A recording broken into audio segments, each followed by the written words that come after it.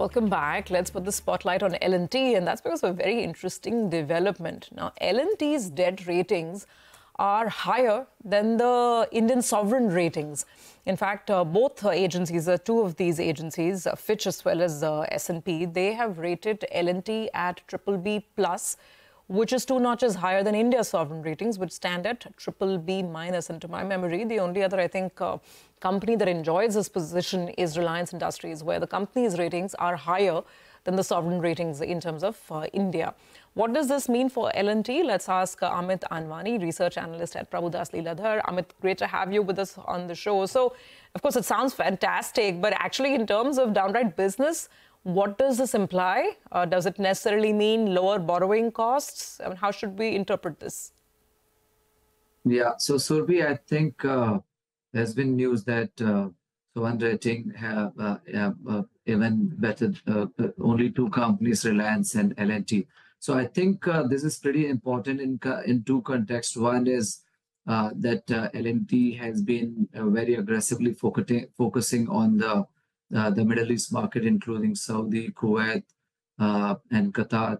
And we saw last year there was few mega orders which was won. So out of the 70,000 crore order which came in hydrocarbon, I think there was one large order and also one large, more than 25-30,000 crore order in renewables. So I think more than 60-70,000 intake from the Middle East market. So this was very critical in terms of funding the project and financing the project.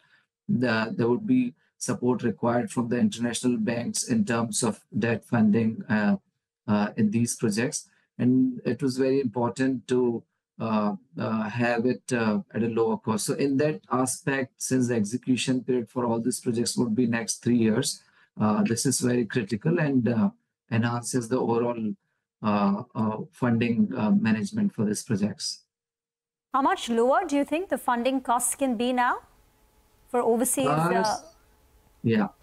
So I don't have the exact details, but I think this should be about 30-50 bips at least lower than the 30 to 50 bips. Yeah. Okay. So is there an EPS implication, or do you think this warrants a relook at the kind of valuation multiple you ascribe to L&T?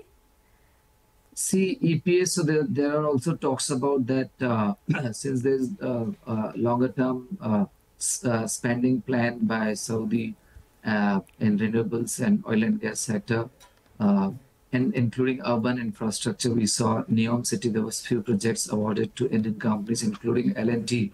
So I think in that aspect, even L&T is targeting further orders, aggressive orders, large size orders in FY25 and I think FY26 as well. So we saw they surpassing the inflows guidance by a large amount, so more than 30% inflows guidance, and the share of Middle East market went up from 25% contribution to almost 40% contribution in the intake. So I think with that aspect, the top line definitely will see faster visibility.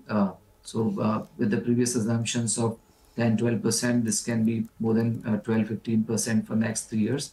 And definitely some positive implications would be there with respect to the EPS. But having said that, I think near term, there are a few challenges which company might be facing in terms of labor's not availability challenge in past 2 months. But I think in second half and FY26, definitely we can see much better prospect, and there could be order intake surprise this year as well. So the company is guiding about 10%.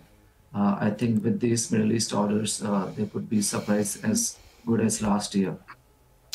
Sure. So, yeah, we've got the FY25 guidance up on our screens, and you're saying that with a better rating, maybe they get more overseas orders and surpass that guidance. Got that point, Amit. Just very quickly, since we have you with us, Q1 is round the corner. What are your expectations? And with L&T, the problem is never more orders. The market's issue continues to be on margins, right? And when they can start improving that margin profile. What are you expecting this year from L&T? Yes, so definitely, so there was a margin impact full of FY24, I think by 70-80 bips, and they kept lowering the guidance full year. So there were a few specific challenges for company as big as L&T, more than 900 to 1,000 project sites. So definitely, I think the infra business was facing challenges last year, and because of the also because of the some competitive intensity in domestic market and slow pace of ordering did impacted the margins. So I am expecting starting Q3, Q4 of this year, there could be visible improvement which can be seen in the margins. And we are taking some 30 bips, 50 bips improvement in FY26 and similar kind of improvement in FY27. Thank you very much for joining in, Amit, on L&T. Get into a break. On the other side, we'll talk more about stocks, sectors, themes. Harshit Kapadia from Elara Capital joins in.